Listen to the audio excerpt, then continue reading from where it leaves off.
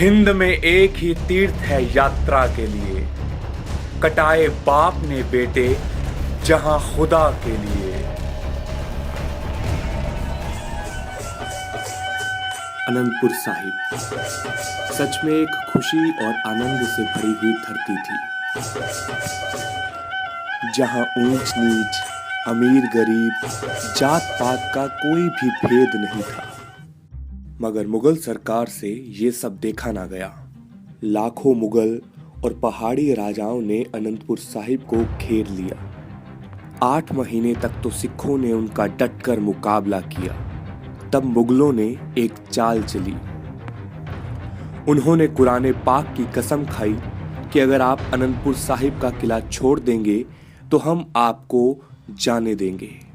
गुरु साहिब तो सबका भला चाहते थे, वो नहीं चाहते थे कि किसी बेकसूर की जान जाए। 1704 19-20 दिसंबर की रात को गुरु साहिब और उनके सिखों ने अनंतपुर साहिब का किला छोड़ दिया।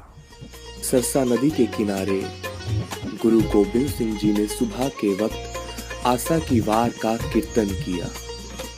मगर तभी एक सिख खबर लेके आया कि मुगलों ने अपना वादा तोड़ दिया है और वो उनके पीछे आक्रमण के लिए आ रहे हैं। सरसा की नदी पर घमासान युद्ध हुआ। युद्ध में छोटे साहिबजादे और माता गुजर कौर जी अलग हो गए। एक तरफ 10 लाख की फौज और एक तरफ 2 बड़े साहिबजादे और उनके साथ मात्र 40 सिख। चमकौर की रणभूमि में सिर्फ 40 सिखों और लाखों की तादाद में मुगलों के बीच में घमासान युद्ध हुआ। मात्र 40 सिखों ने 10 लाख की फौज का मुकाबला किया और उन्हें धूल चटाई, और वहां दोनों बड़े साहिबजादे शहीदी को प्राप्त हुए। सरसा नदी को पार करते समय गुरु साहिब का सारा परिवार बिछड़ गया। तब दोनों छोटे साहिबजादे और माता गुजर कौर जी गुरु साहिब से अलग हो गए। जब छोटे साहिबजादों ने पूछा कि अब हम गुरु साहिब से कब मिलेंगे, तो माता गुजर कौर ने कहा, हम आगे चल के सब इकट्ठे मिलेंगे। रास्ते में उन्हें एक कम्मो नाम का सेवक मिला, जो गुरु घर का पुराना सेवक था। उसने माता जी को विनती की कि आप मेरे घर रात को रुक जाइए। अगली सुबह ब्राह्मण गंगू वहां पर आ पहुंचा, जो कि गुरु घर का पुराना रसोइया था। ब्राह्मण गंगू ने माता जी को और उनके छोटे साहिबजादों को अपने गांव सहेड़ी चलने का आग्रह किया। सब उसके साथ उसके गांव सहेड़ी पहुंच गए। रात के समय जब माता जी और छोटे साहिबजादे आराम कर रहे थे, तब गंगू ब्राह्मण दबे पांव घर आया। तब गंगू का लालची और बेईमान चेहरा सामने आया और उसने माता जी की सोने और चांदी के सिक्कों से भरी हुई थैली चुरा ली। माता जी ने उसे ये सब करते हुए देख लिया, मगर कुछ ना कहा। जब सुबह हुई तो माता जी ने गंगू से पूछा कि ये सब कहाँ गया, बाहर का दरवाजा तो बंद था। तब गंगू ब्राह्मण ढोंग करने लगा और जोर जोर से चिल्लाने लगा कि चोरी हो गई, चोरी हो गई। तब माता जी ने गंगू से कहा कि तू शोर मत मचा, जो सोने की मोहरें हैं वो रख ले। तब गंगू गुस्से में आकर बाहर चला गया और वो गंगू सीधा मोरिंडा नगर के कोतवाल के पास पहुंचा। वहां उसने इनाम के लालच में आकर गुरुजी की माता तथा उनके छोटे पुत्रों का उसके पास होने की सूचना दे दी। और तभी कोतवाल के भेजे हुए सिपाही गंगू के आंगन में आ गए और उन्होंने कोतवाल का आदेश माता जी को सुनाया कि वो अपने पोतों को साथ लेकर हमारे साथ कोतवाली चले। तब माता गुजर कौर ने गंगू ब्राह्मण को फटकार लगाई कि तूने कितने साल गुरु घर का नमक खाया, लेकिन सिर्फ चांदी और सोने के सिक्के देख के तेरे मन में लालच आ गया। तूने भोले भाले मजलूम बच्चों की तरफ भी नहीं देखा। जा, वाहिगुरु तेरा भला करे। तब छोटे छोटे बच्चों ने पूछा कि दादी अम्मा, हम कहाँ जा रहे हैं? तब माता गुजर कौर ने कहा, करतार जो करेगा भली करेगा। आओ चले। जालिमों ने माता गुजर कौर और दोनों छोटे साहिबजादों को दिसंबर की कड़ी ठंड के मौसम में ठंडे बुर्ज में रखा, लेकिन माता गुजर कौर दोनों छोटे साहिबजादों को वहां वीर गाथाएं सुनाती रही कि किस तरह तुम्हारे दादा श्री गुरु तेग बहादुर जी ने सिर्फ हिंदू धर्म की रक्षा के लिए अपना शीश बलिदान कर दिया। तुम भी उसी महात्मा के पोते हो। माता गुजर कौर जी ने छोटे साहिबजादों को बताया कि उस समय का राजा जब तक कश्मीरी हिंदुओं के 1.25 मन जनेऊ उतार नहीं लेता था तब तक खाना नहीं खाता था, लेकिन जब श्री गुरु तेग बहादुर जी ने दिल्ली के चांदनी चौक में जाके अपना शीश बलिदान दिया तब उसने हिंदुओं को मारना बंद किया। ये थे तुम्हारे दादाजी। तुम्हें इनके जैसा बनना है, धर्म का रक्षक बनना है। माता गुजर कौर जी ने बच्चों को बताया कि ये गुरु नानक का घर है। गुरु नानक का घर माने सच का घर है। इस घर का पहला असूल है, जो तो प्रेम खेलन का जाओ, सिर तर तली गली मेरी आओ। इत मार्ग पैर तरीजै, सिर दीजै कान ना कीजै। जो गुरु तेग बहादुर जी के साथ 3 सिख गए थे, उनको बहुत ही बेदर्दी के साथ शहीद किया गया। भाई मतीदास जी को आरे के साथ चीरा गया। भाई दयाला जी को पानी की उबलती देग में डाला गया और भाई सतीदास जी को जीते जी रुई में लपेटकर आग लगा दी गई। ये सब औरंगजेब ने इसलिए किया कि ये देखकर शायद गुरु तेग बहादुर जी इस्लाम धर्म को स्वीकार कर लें, क्योंकि अगर गुरु तेग बहादुर जी इस्लाम धर्म को स्वीकार कर लेते हैं तो देश के समस्त हिंदू इस्लाम को स्वीकार कर लेंगे। मगर उन्हें ये भ्रम था। गुरु तेग बहादुर जी टस से मस ना हुए और उन्होंने हिंदू धर्म की रक्षा के लिए अपना बलिदान दे दिया। गुरु तेग बहादुर जी फरमाते थे, भय काहू को देत न भय मानत आन। मतलब ना किसी को डर देना है, ना किसी का डर सहना है। डर में रहना है तो सिर्फ उस परमात्मा के प्रेम में रहना है, बस। रात के समय बाबा मोतीराम मेहरा जी दोनों छोटे साहिबजादों को दूध पिलाने के लिए आए, मगर सैनिकों ने उन्हें उनसे मिलने ना दिया। तब बाबा मोतीराम मेहरा जी ने अपनी पत्नी के सोने के गहने उन्हें रिश्वत के रूप में दिए। तब जाकर बाबा मोतीराम मेहरा जी ने उन दोनों छोटे साहिबजादों को गर्म दूध पिलाने की अटूट सेवा की। लेकिन जब इस बात का पता वजीर खां को चला तब उसने मोतीराम मेहरा जी के संपूर्ण परिवार को कोहलू में पिसवा दिया। अगली सुबह सिपाही दोनों साहिबजादों को लेने आए कि उन्हें कचहरी में पेश होना है। जब साहिबजादे दरवाजे के पास पहुंचे तो कचहरी का बड़ा दरवाजा बंद देखकर सूझवान साहिबजादे हाकिमों की चाल को भांप गए कि वे हमें झुकाना चाहते हैं। अतः उन्होंने युक्ति से काम लिया। पहले उन्होंने पैर अंदर बढ़ाए और बाद में बिना सर झुकाए हुए अंदर प्रवेश कर गए। अंदर नवाब वजीर खां की अदालत लगी हुई थी। साहिबजादों ने अंदर पहुंचकर बुलंद आवाज में फतेह बुलाई, वाहेगुरु जी का खालसा, वाहेगुरु जी की फतेह।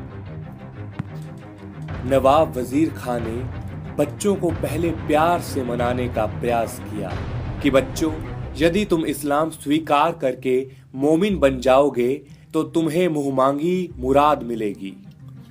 तब छोटे साहिबजादों ने कहा कि हम उस गुरु के बेटे हैं जिन्होंने कहा है कि जिन प्रेम कियो तिन ही प्रभ पायो। मतलब कि हमने सिर्फ उस परमात्मा से प्रेम किया है। हमें सिर्फ उसका प्यार चाहिए, हमें तुम्हारी ये मुरादें नहीं चाहिए। तब नवाब वजीर खान ने काजी से बच्चों को सख्त सजा देने पर विचार किया, परंतु काजी का उत्तर था कि इस्लामी कानून के अनुसार बाप के अपराध की सजा बच्चों को नहीं दी जा सकती। तब अभय होकर साहिबजादा जोरावर सिंह तथा फतेह सिंह ने बोला कि हमारा संग्राम जुल्म और अन्याय के विरुद्ध है। हम गुरु गोविंद सिंह जी के बेटे हैं, हम गुरु तेग बहादुर जी के पौत्र हैं, हम गुरु अर्जुन देव जी के वंशज हैं।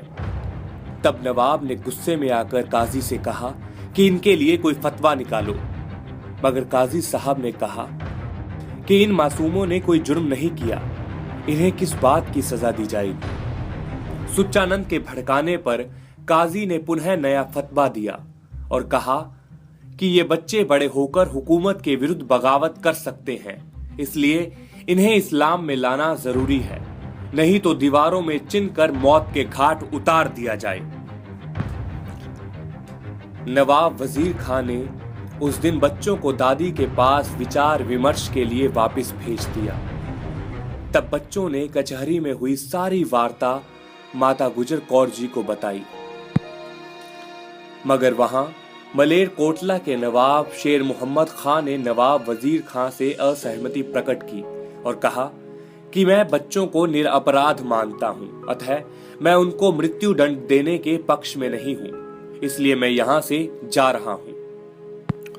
दोनों छोटे साहिबजादों ने माताजी को बताया, हमें सोने चांदी हीरों का लालच दिया गया, हमें कहा गया कि तुम्हें ताज दिए जाएंगे, तुम राज करोगे, लेकिन हमने वो सब कुछ ठुकरा दिया। हमने कहा कि हम गुरु गोविंद सिंह जी के बेटे हैं, इन छोटी सी बातों के लिए डोलेंगे नहीं। अगले दिन उन्हें दोबारा कचहरी में पेश किया गया। नवाब वजीर खान ने दोनों साहिबजादों को दोबारा समझाने का असफल प्रयास किया। तब छोटे साहिबजादों ने कहा कि हम तुमसे नहीं डरते, क्योंकि हमें मालूम है कि जन्म और मौत सिर्फ उस परमात्मा के हाथ में है, किसी राजा के हाथ में नहीं है। तब नवाब ने गुस्से में आकर कहा कि इन दोनों छोटे साहिबजादों को जल्द से जल्द नींव में चिनना शुरू किया जाए। वहां खड़े सब लोगों की आंखों में आंसू थे, सब बोल रहे थे कि ये तो मासूम मजलूम बच्चे हैं, इनका क्या कसूर है। लेकिन नवाब वजीर खां पर इन सब बातों का कोई असर ना हुआ। वहां के सब लोग बोल रहे थे कि इन मासूमों का भला क्या कसूर है, ये बहुत बड़ी बेइंसाफी है, इसका भुगतान नवाब वजीर खां को करना होगा। उन्हें जन्नत में कभी जगह नहीं मिलेगी, वो दोजक में सड़ेगा। मगर छोटे साहिबजादे वहां भी अपनी आवाज बुलंद करते हुए बोल रहे थे, वाहेगुरु जी का खालसा, वाहेगुरु जी की फतेह। वहां खड़े सब लोग उन्हें देखकर धन्य हो रहे थे कि कैसे वीर बालक हैं जिन्हें मौत का कोई खौफ नहीं है। वाह, गुरु हो तो ऐसा, उनके बालक हों तो ऐसे, उनके सिख हों तो ऐसे। वाह। छोटे साहिबजादों को दीवार में चिनना प्रारंभ किया गया। तभी काजी तथा नवाब उन्हें दोबारा लालच देकर फुसलाने लगे, मगर छोटे साहिबजादे ना माने। जब दीवार बच्चों के सीने तक आ गई, तभी नवाब और काजी एक बार फिर बोले कि अभी भी समय है, जान बख्शी जा सकती है। परंतु साहिबजादे टस से मस ना हुए। उन्होंने कहा, मरना स्वीकार है, परंतु अपना धर्म त्यागना नहीं। जब दीवार सर तक पहुंची तो सब लोग आंसू बहा रहे थे। धरती पर ऐसा जुल्म देखकर धरती कांप उठी थी। आसमान में बादल गरज उठे थे। तभी आसमान से एक रूहानी बिजली दीवार पर आकर गिरी और दीवार गिर गई। ये देखकर सब लोग हैरान थे। सब लोगों की आंखों में आंसू थे। तब शाही जल्लादों ने उनके गलों पर छुरी चलाकर उन्हें कत्ल कर दिया। वहां शाही सिपाही इस दुखांत की सूचना माताजी को देने के लिए बुर्ज पर पहुंचा। जैसे ही माताजी खड़ी हुई, उस सिपाही ने वहां मौका देखकर उन्हें धक्का दे दिया। वो लड़खड़ाकर बुर्ज से नीचे गिर गई और वहीं शहीद हो गई। दोनों बच्चों और माताजी की शहादत के बाद जौहरी टोडरमल नवाब वजीर खां के पास पहुंचा। उसने शवों का संस्कार करने की आज्ञा मांगी। इस पर नवाब ने कहा कि तुम्हें उसके लिए जितनी भूमि चाहिए उसको खरीदने के लिए अशर्फियां देनी होंगी, यानी सोने के सिक्के देने होंगे। टोडरमल ने सेवा का अवसर जानकर ऐसा ही किया और तीनों पार्थिव देहों को एक साथ चिता में धरकर उनका अंतिम संस्कार किया। तो ये थी कथा छोटे साहिबजादों की। छोटे बच्चों ने बड़ा करतब कर दिखलाया। पूरी दुनिया के इतिहास में बाबा जोरावर सिंह जी और बाबा फतेह सिंह जी सबसे छोटी उम्र के शहीद हैं, जिनकी आयु मात्र 9 वर्ष और 7 वर्ष की थी। छोटी उम्र लेकिन इतना महान कारनामा। इसलिए हम छोटे साहिबजादों को बाबा कहकर संबोधित करते हैं। आओ हम सब मिलकर उनकी महान शहादत को नमन करें। इन पुत्रन के शीस पर वार दिए सुत चार मुए तो क्या हुआ, जीवित कई हजार। इसके बाद श्री गुरु गोबिंद सिंह जी ने हजूर साहिब की मिट्टी को पावन किया। गुरु साहिब ने वहां पहुंचकर माधो दास बैरागी का घमंड तोड़ा और उसे समझाया कि देखो कैसे हिंदुस्तान की जनता के ऊपर जुल्मों सितम हो रहे हैं। ये सब सुनकर माधोदास का हृदय परिवर्तन हुआ और वो गुरु साहिब से अमृत की दात लेकर माधोदास बैरागी से बंदा सिंह बहादुर बन गया। गुरु साहिब ने उसे पंजाब की तरफ रवाना किया और बंदा सिंह बहादुर ने पंजाब में पहुंचकर सरहंद के नवाब वजीर खां का खात्मा किया और पंजाब की धरती को जुल्म से मुक्त करवाया। इस तरह हिंदुस्तान की धरती को पाप, जुल्म और सितम से मुक्त करवाया गया। दोनों छोटे साहिबजादे और माता गुजर कौर जी की याद में पंजाब की धरती में गुरुद्वारा फतेहगढ़ साहिब स्थापित है और बड़े साहिबजादों की याद में गुरुद्वारा चमकौर साहिब स्थापित किया गया। तब से लेके आज तक हर वर्ष उनकी याद में दिसंबर की कड़ी ठंड में 3 दिन उनका शहीदी पर्व मनाया जाता है। दुनिया भर से लोग उनका शहीदी पर्व मनाने के लिए आते हैं। गुरु साहिब के बोल हैं, साच कहो सुन लेहो सबै, जिन प्रेम कियो तिन्ही प्रभ पायो। इसके मानी है कि परमात्मा को केवल प्रेम से पाया जा सकता है। गुरु साहिब ने हमें ऊंच नीच, अमीर गरीब, जात पात सबसे दूर किया है और इंसानियत की सेवा करने का आदेश दिया है, क्योंकि हर इंसान में वो परमात्मा खुद निवास करता है।